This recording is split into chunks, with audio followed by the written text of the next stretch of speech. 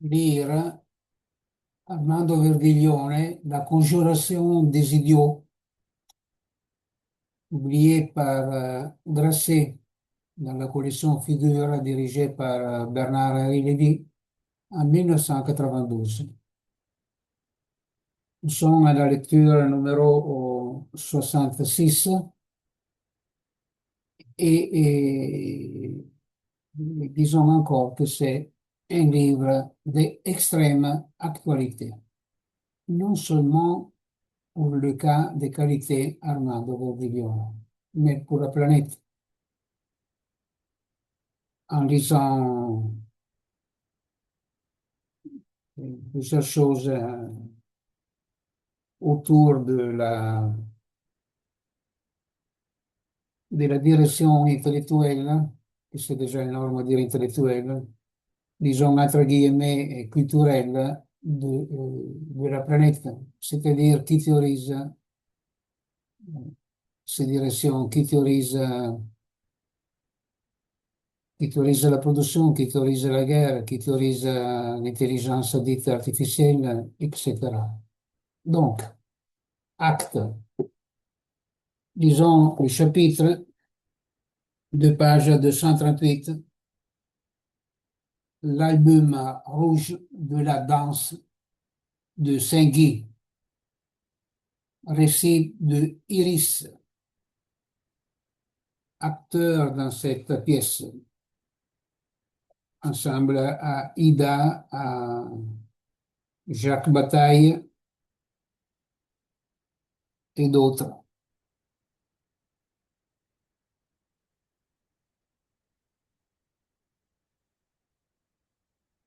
Intervient par exemple aussi Sabine Spielrein comme acteur, comme actrice, actrice è un'altra signification. Cesare Musati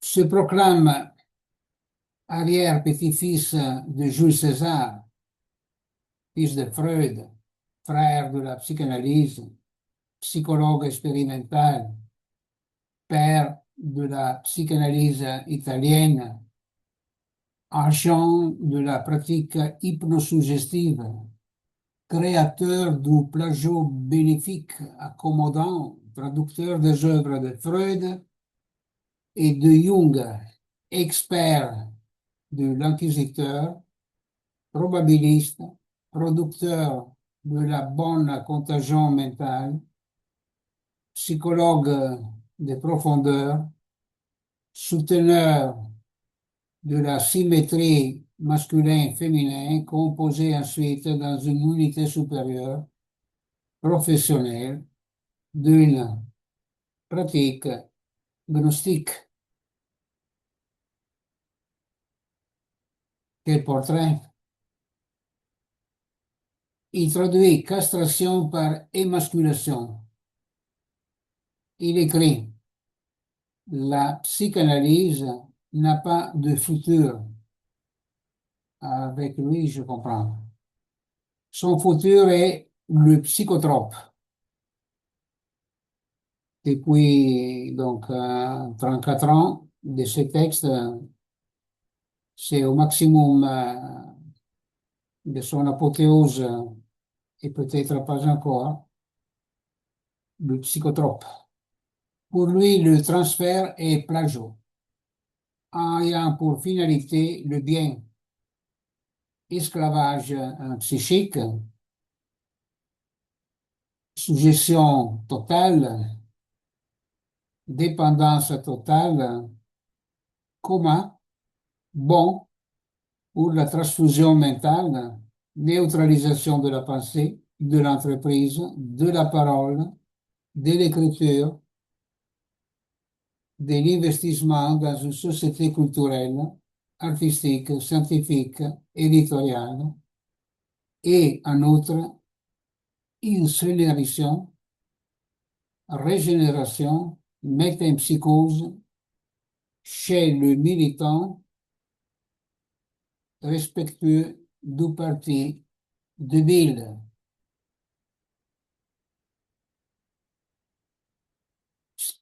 c'est aussi les parties transversales, composites, hypostatiques, qui tiennent en otage la République italienne. Donc, c'est un parti provincial. Musatti soutient le compromis historique mental, la conciliation des opposés dans l'unité communiste. Il envoie l'inconciliable au duché. Il ne va pas au congrès de Tbilissi parce qu'il ne veut pas se trouver dans la même chambre que Sèvres, qui ici indique Armando Verdillon. Le 25 avril 1979, il écrit à propos de Sèvres,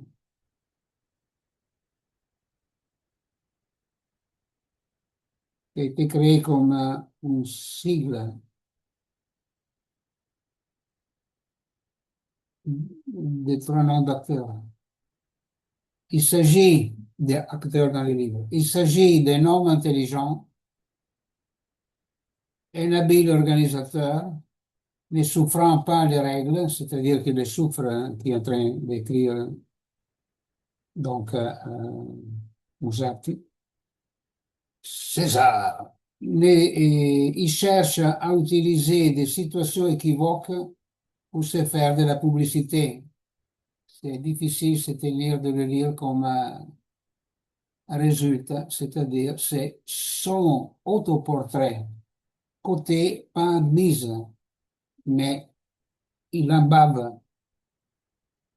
Il cherche à utiliser des situations équivoques pour se faire de la publicité. Est-ce que les situations équivoques, ce procès entamé comme une valanga sauvage contre Armando Guerriglione? Est-ce que la mienne est une demande dite rhétorique? Est-ce que j'en fais la parodie? Est-ce que je m'en fous du nez du monsieur? Mais il n'est plus là pour me répondre, donc acte pour les pour qui interviennent aujourd'hui encore. Le 27 juin 1985, en pleine fureur inquisitoriale, donc je suis parti le 28 mai 1985 et je suis allé à Paris. Je pouvais revenir la semaine après en finant les petits sous, en finissant les petits sous et les petits sous. Le petit chou, j'ai les prochains 30 ans d'analyse, le petit chou. Et donc, dans un mois, s'est déchaîné la pleine fureur inquisitoriale. Oui, je l'avais cette idée que j'avais quitté les bateaux comme l'Iran quand il est en train de couler. Mais quand je suis parti, il n'avait pas qui pensait qu'il était en train de couler. J'accepte même l'image de Cassandra, j'accepte les images féminines.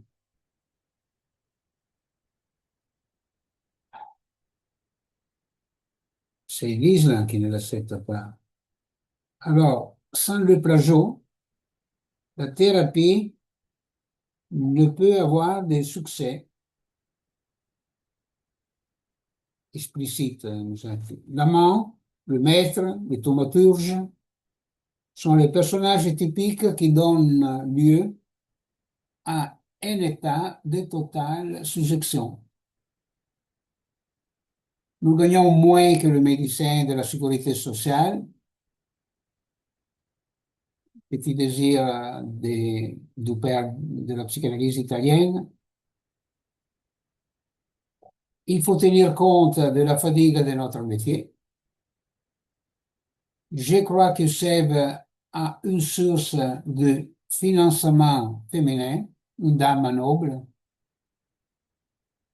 il en bave. Une héritière, il en bave. Chercher la femme, lui, il en bave.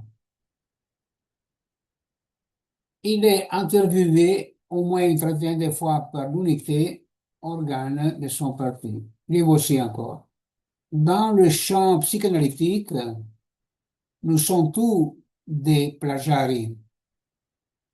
Le transfert est la mythisation d'un personnage, d'un chef charismatique, les psychanalystes,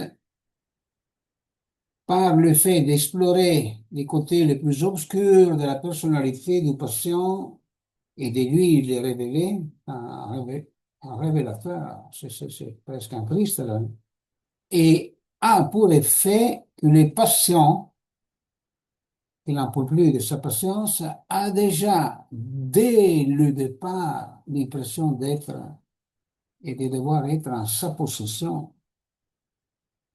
Il connaît tout. Tout le monde est réduit à ce personnage typique.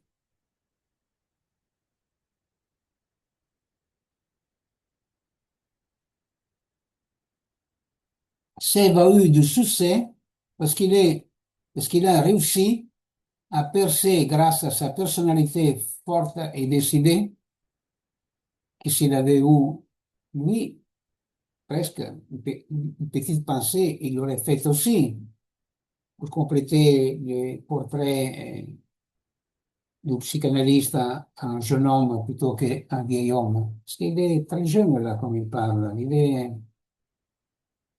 en action, sinon en acte.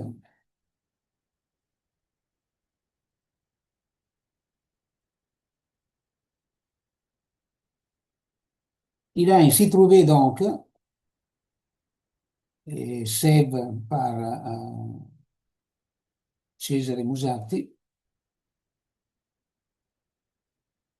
des gens qui lui ont donné de l'argent pour un projet mégalomane. Au lendemain de la condamnation, Musatti évoque Cagliostro. Sève a une certaine fascination, mais le pouvoir lui est monté à la tête. Ah bon? Ah, César, non? Je suis le père de la psychanalyse, c'est pas un peu... Non, non. Et encore, Lacan, je le connais. Je suis allé chez lui. La dernière de ses nombreuses femmes m'a reçu en maillot, en exécutant un pas de danse. Avant de perdre les fils, pour d'autres lectures, di Musati, Lacan, je le connais, je suis allé chez lui. Lacan lui a préparé un dîner chinois. Citation de Musati. Ou, je me rappelle plus, j'ai fouillé ses livres derniers. Et je n'ai pas trouvé des éléments de psychanalyse en lisant le peu que j'ai lu quand même de Monsieur Cesare Musati, que j'ai lu au temps de mes études en psychologie.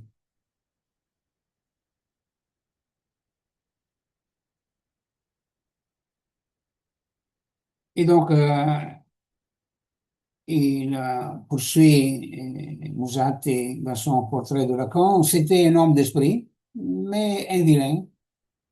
Son public était formé de femmes riches, nabaves, qui n'avaient rien à faire et allaient l'écouter. Absolument, il ne fallait pas que quelques-unes avaient quelque chose à faire. Il les voit tous désœuvrés. Hein. Il voit, hein, il voit, on voit. On voit qu'il voit, non, on écoute quelque chose de ces récits sur l'esclave du pathos. Et allez donc à ces femmes riches qui n'avaient rien à faire, allez l'écouter. Les femmes moins elle la comprenait et plus elle se passionnait. C'est-à-dire que les intelligents pouvaient courir derrière César Musat. Notre société psychanalytique est une secte presque mystérosophique, une maçonnerie. Sèvres n'en fait pas partie, à cause de cela, nous pouvons l'accuser d'être un filou. Ça, c'est la parodie qu'il en fait Iris. Pourquoi? Parce que c'est pas... Même à tout cela, c'est sans sujet, ce sont des fantasmes de maîtrise qui cherchent à être appliqués de A à Z et manque toujours une lettre, manque quelque chose. Ça ne se réalise jamais, les règles, l'impossible, etc. Le président de cette société des psychanalystes, cité par le père de la psychanalyse italienne, un communiste de Bologne, interviewé parle des manipulations du plagiat à propos de Sèvres. Le plagiat est désormais donné pour synonyme de transfert. Et les psychocommunistes Stalianus Novus de la Manche, pas besoin de traduire pour le lecteur italien de ça, mais je ne traduis pas. Le lendemain, j'ai lu un livre et,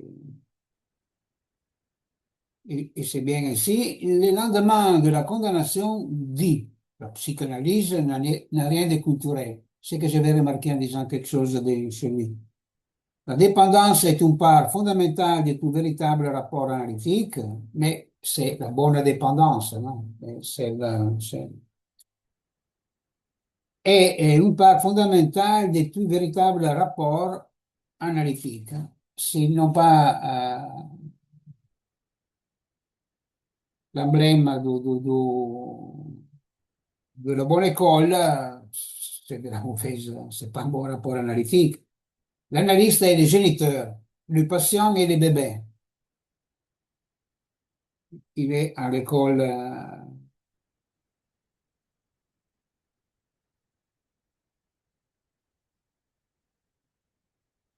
des tests de Rorschach.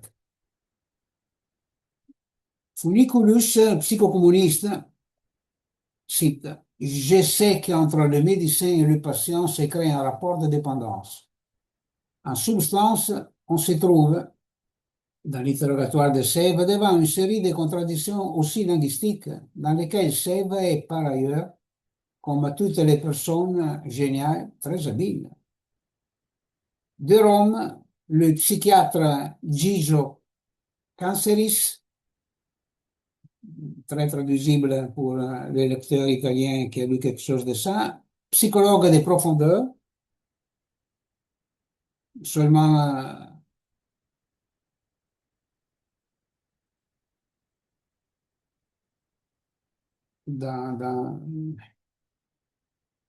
en Allemagne, il y a les psychologues des abîmes aussi, et pas seulement des profondeurs.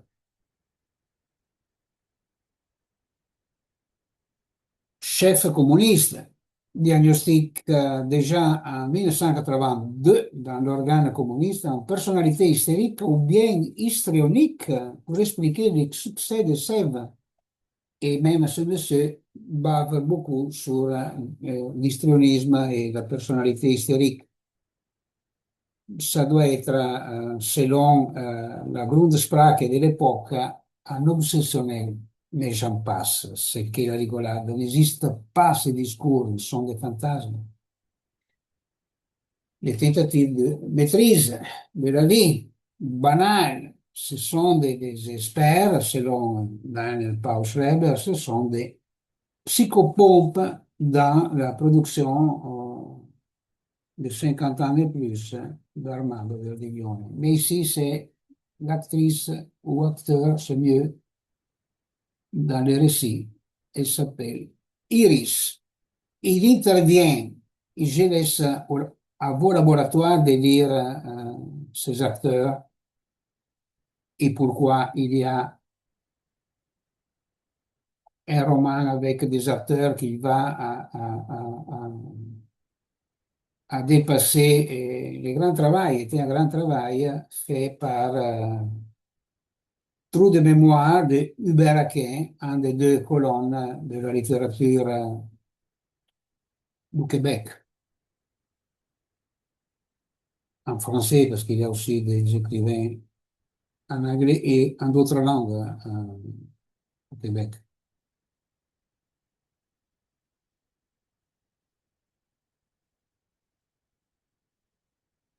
Il intervient plusieurs fois dans les procès pour soutenir le principe de neutralité, la bonne, hein, du psychothérapeute pour affirmer que le plagiat lieu communiste est bon et pour souhaiter l'approbation de la proposition Pavlovus des ossibus. Mais enfin, cité ailleurs et dans beaucoup de livres, c'est la loi Ossicini qui verrà les jours, il est encore valable. Il a établi l'ordre de, ça s'appelle l'ordre, mais l'album de psychologue desquels je devrais faire partie. Je n'ai pas accepté d'avoir l'inscription gratuite à son époque. J'ai pas fait un petit voyage en Italie pour le faire. J'étais à Paris au moment de l'approbation. 4 ans après mon arrivée à Paris. Il dit que Sèvres se sent un dieu, que mégalomane, il s'est formé à l'étranger, chose qui suffit à elle seule à justifier les soupçons. Elvio Facchinelli, ici cité déjà avec son nom prénom, c'est pas un nom d'art, qui reprend l'idée des Togliatti sulla psychanalyse comme prostitution, écrit Notre société est une société de médiocres.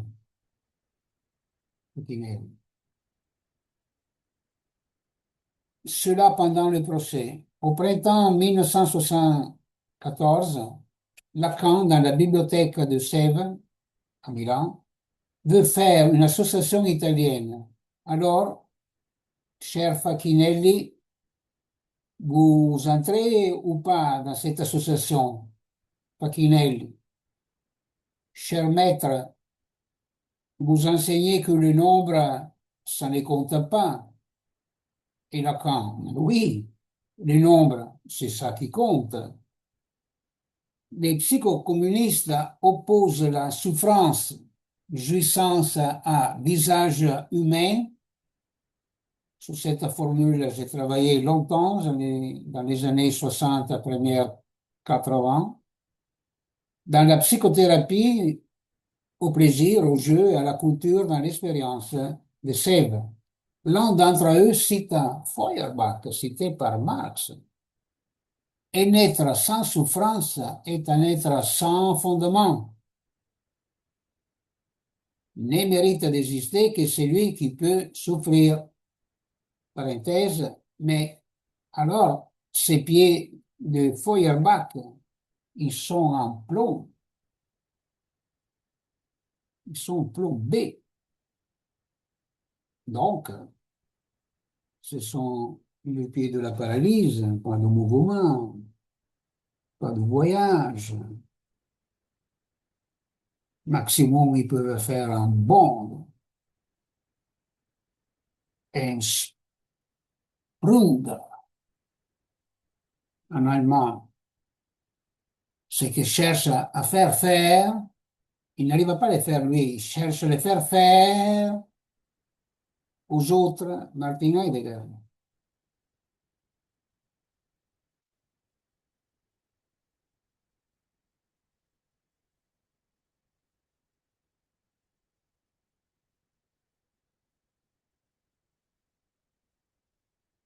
Dans la province Italie, les psychocommunistes se définissent comme psychothérapeutes éboueurs de l'inconscient sur le canon homéopathique similibus curentur, experts du secret de maman en tant que secret de mort. Celui qui nous arrive avec la devinette chez le Sphinx. observant du gnosticisme jacobin et calviniste, croyant que la religion de la mort et de l'inceste, il se réfère à la mort pour remédier à la stupeur et au pathos. La Provence, Italie. Il cherche dans les procès les funérailles de la parole.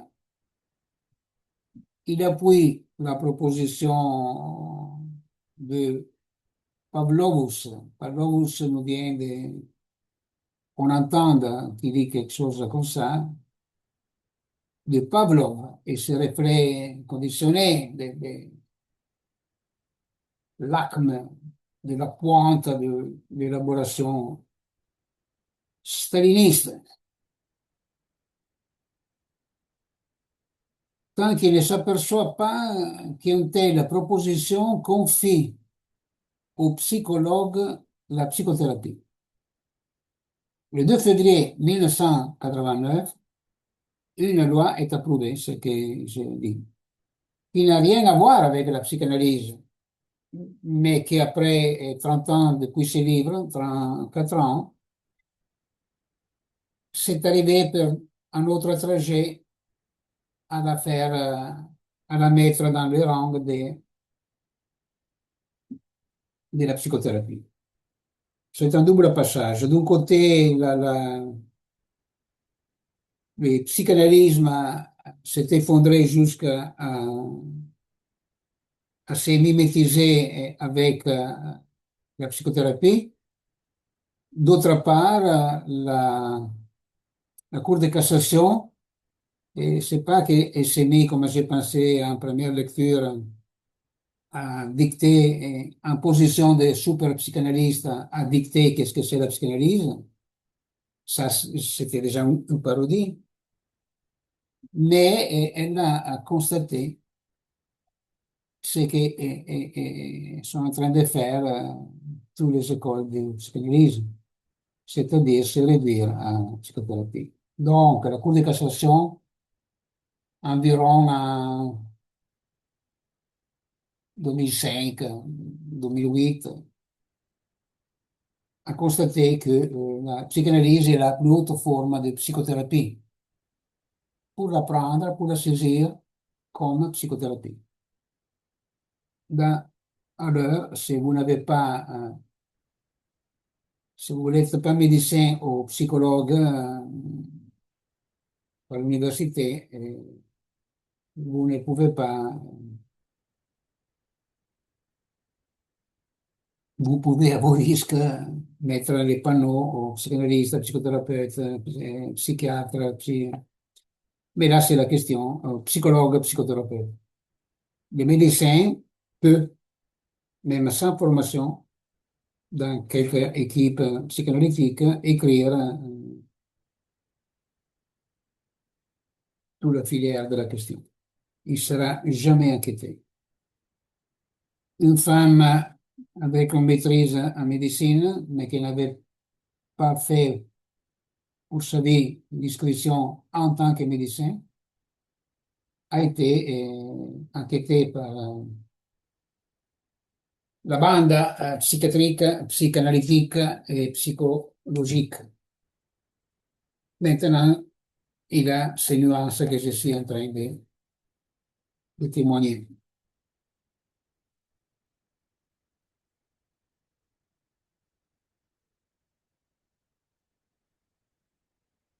Des Ossibus, De Ossibus, psychocommuniste sénateur, veut nationaliser l'inconscient.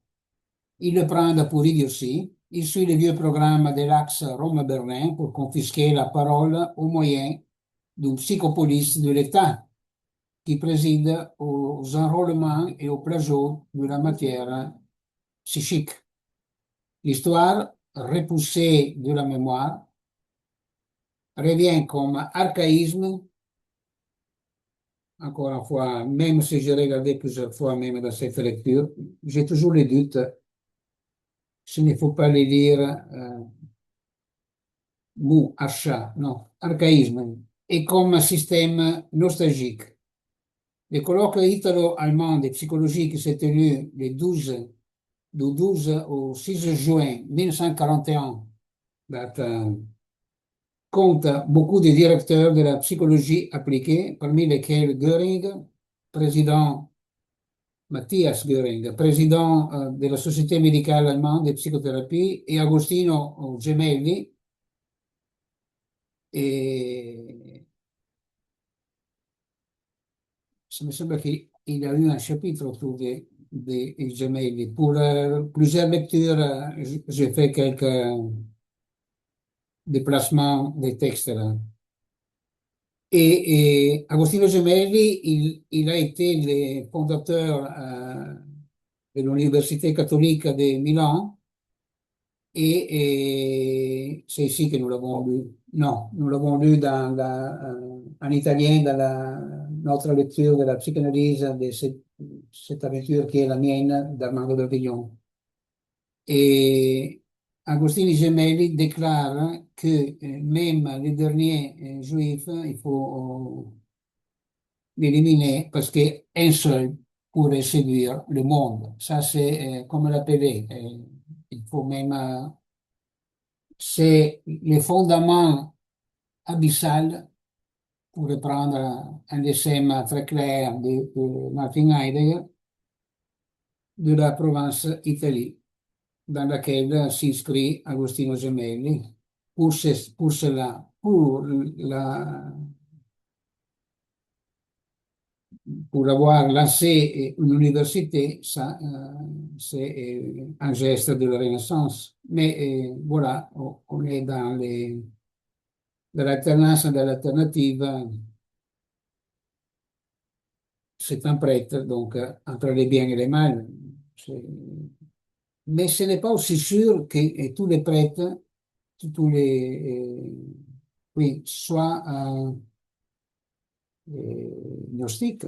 Enfin, presque, mais pas, on n'est pas aussi sûr. Il peut y avoir des exceptions. Alors, Göring dit, je n'ai pas de conscience, il est cité donc ici, ma conscience est le Führer. Il tient compte des remarques de Goebbels, quelquefois est ainsi saisi, on est ainsi saisi d'une profonde dépression, on ne peut la dépasser qu'en se tenant de nouveau devant les masses. C'est pour ça qu'il prend le siège de l'Institut de psychanalyse de Berlin pour ériger l'Institut de psychothérapie allemande. Donc, il anticipe de 2 ans les lois d'Anschluss,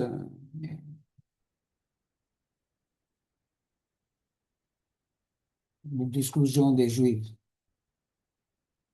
Le peuple est la source de notre pouvoir, je comprends. Chef et masse ne constituent pas un problème, je comprends. De même que peintre et couleur n'en constituent pas un.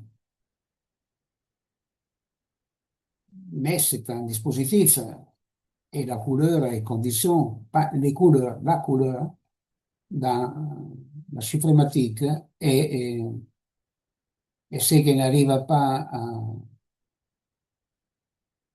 à se poser comme tel l'objectivité. À ce colloque, Göring soutient qu'il est nécessaire d'exercer non seulement la suggestion, mais aussi de pénétrer dans l'inconscient, comme si c'était un lieu. Il propose le traitement en profondeur et il remarque que les plus grands bénéfices de la psychothérapie se sont fait sentir dans l'armée du Reich. Mais les grands succès, justement, de la psychothérapie en Allemagne dans les années 30 et les premières moitiés des années 40, et c'était pour, déjà vient de la Première Guerre mondiale, c'était pour soigner les blessés de guerre dans leur pathos de guerre, dans leur souffrance, dans la côté présumé psychique.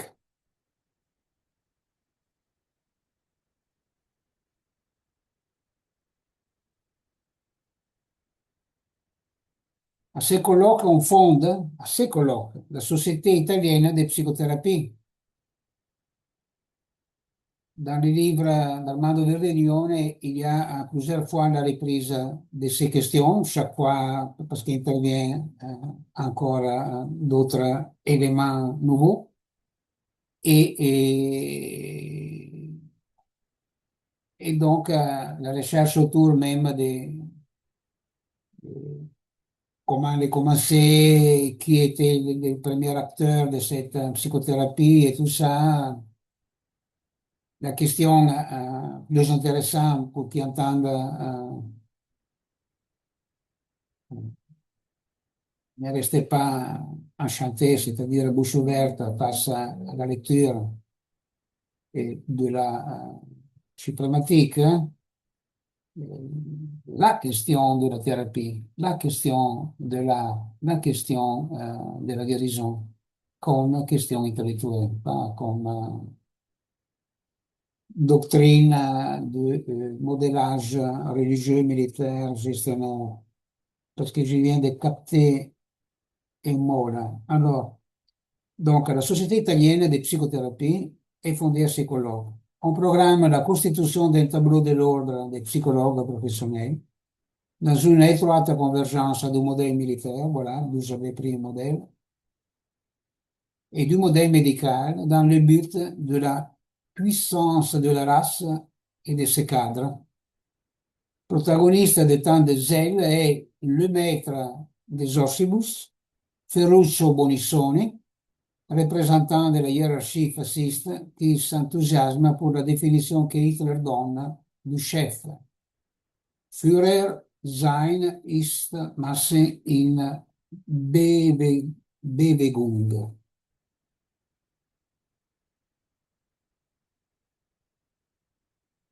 C'est vraiment ce qu'on appelle un homéomorphisme entre le Führer et les masses. Bonissoni montre du doigt à De Ossibus ses nombreuses tâches précieuses pour le programme national. De Ossibus publie entre 40 et 46 des articles sur la sélection psychotechnique pour l'environnement militaire. Je vous prie de lire cet article su ce qui résultera enregistré donc sur de mon diplôme de juin 2026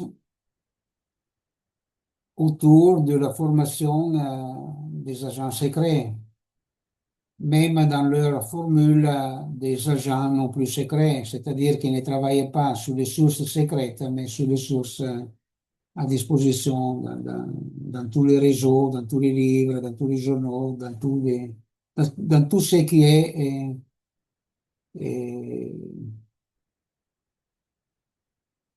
à portée de lecture. C'est-à-dire, ce serait comment lire. On enseigne ça. Donc, je reviens ici.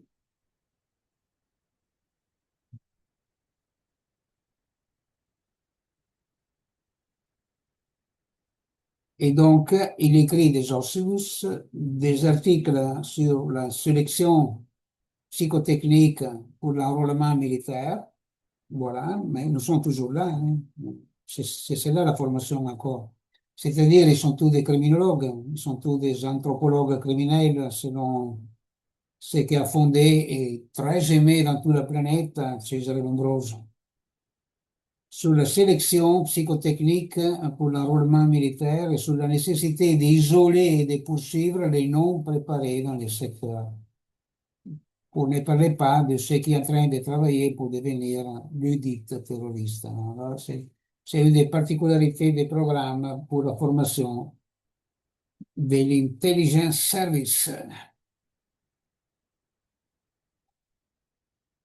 Avec la République, il devient communiste, c'est-à-dire il change complètement de veste, et parce qu'en 41, on est fasciste, hein, pour être au colloque italo-allemand. C'est en 45 que ça tombe la nécessité et aussi la carte naziste n'existe plus. Et c'est l'unique façon pour laquelle il n'était plus naziste officiellement à Heidegger en 1945. Mais les Américains lui font faire un cours non magistral de dénazification. Je cherche un maître américain qui m'explique en quoi consistait ce cours que j'ai jamais réussi à personne. Et donc, dans de nombreuses législatures, il avance sa proposition pour un tableau de l'ordre des psychothérapeutes analytiques, album désormais rouge. Psychothérapie et psychanalyse d'État, psychopolice d'État, psychanalyse d'utilité publique, album rouge de la danse de Sangui pour assurer la survie des guérisseurs de la danse. Et combien de danseurs fous il trouve plein la gueule. Il a, comme il n'a jamais eu un inquisiteur pendant la chasse aux femmes dites sorcières, et en tant que chasse aux sorcières, c'est aussi chasse au cerveau de tout le monde, qu'il n'aille pas trouvé dans chaque village une sorcière. Souvent, une campagnarde qui soignait avec des herbes,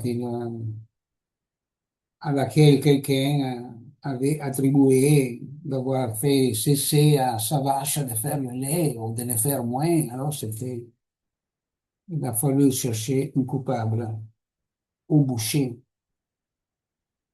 On compte, il n'a pas les enregistre, entre les 300 000 et les 3 millions de femmes tuées.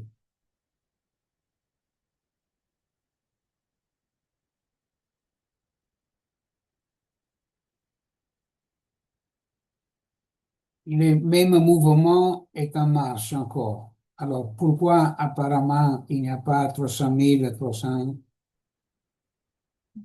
et 300 000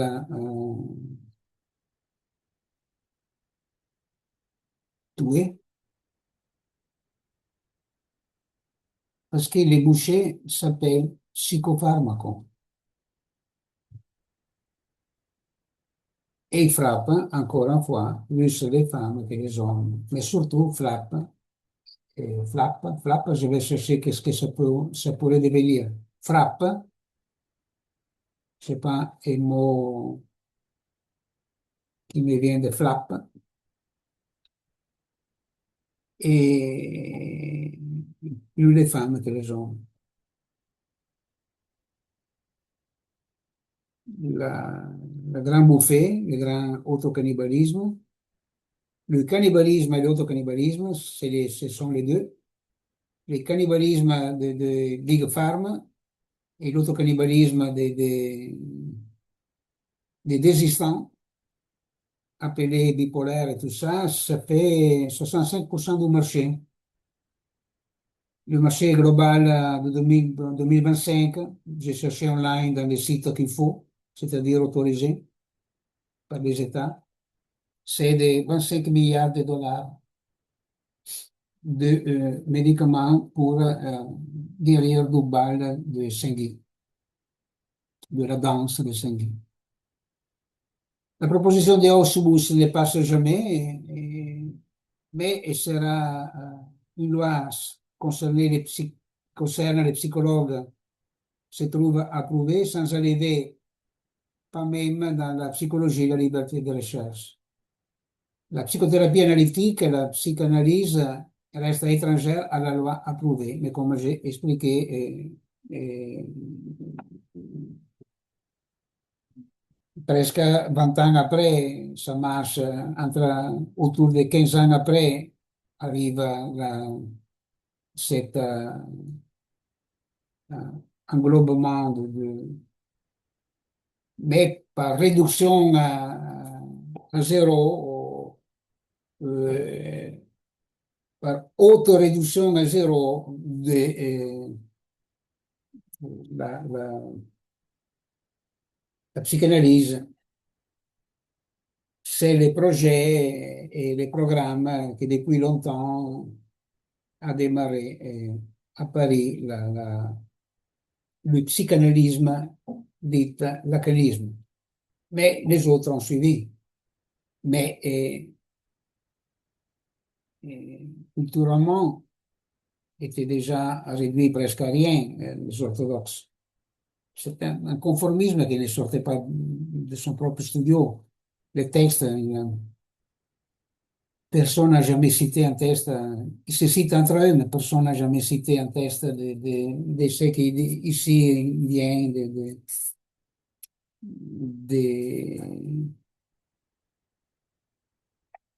de cette série, de cette galerie de psychopompes, qui ne sont pas seulement des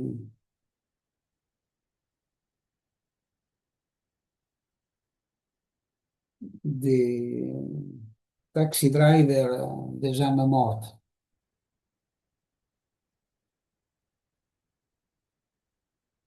Le procès a tourné dans une direction opposée à celle imaginée par les conjurés.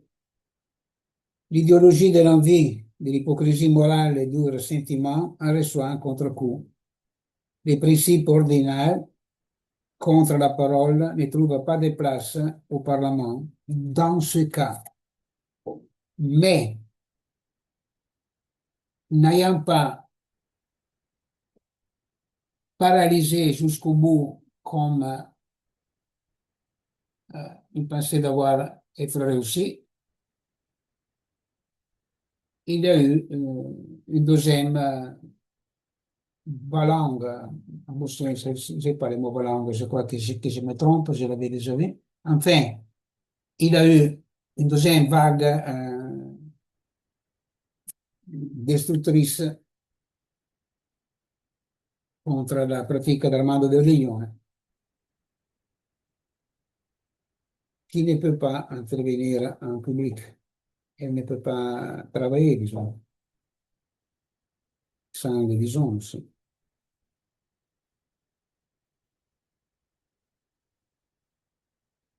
La prochaine lecture sera de page de 142. Camarade eunuque, lettre de Brutus, mist institutor à l'inquisiteur.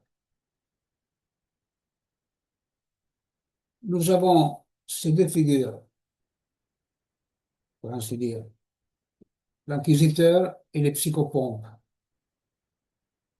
Il y a qui cherchent encore maintenant, après 35 ans, ce qui fait ces distinctions. Je ne sais pas. Dans les lectures, j'ai remarqué que ce que Verdiglione appelle psychopompe dans les textes de Daniel Paul Schreber s'appelle en allemand expert. C'est le mot expert qui intervient tel quel en allemand. Alors, l'expert est celui qui dicte, l'inquisiteur est celui qui exécute le décret sociétaire autour de qu'il faut rentrer ou pas. Il y a ces questions que ces psychopompes, il amène, non? Dans l'alternance et dans l'alternative, parmi toutes les nuances des fusions entre les deux, c'est le même homo duplex dans, dans les préjugés démonologiques qu'on appelle psychiatriques. Ce sont les actants, pas les acteurs. Si j'étais des acteurs, ça serait déjà dissous du préjugé psychiatrique. Et donc, ce sont les attentes du préjugé psychiatrique. Et leur bataille est pour leur place de travail parce que ça n'existe pas. C'est comme être